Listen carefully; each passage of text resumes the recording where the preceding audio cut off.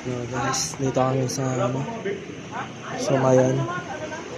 Dito sa iba Batangas. Papadeliver ko sa Mendes, Cavite.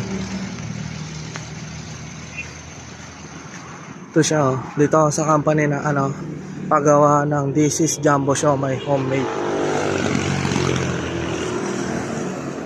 Yan. Wait ko na lang po yung niya. Yung ipapadeliver nila.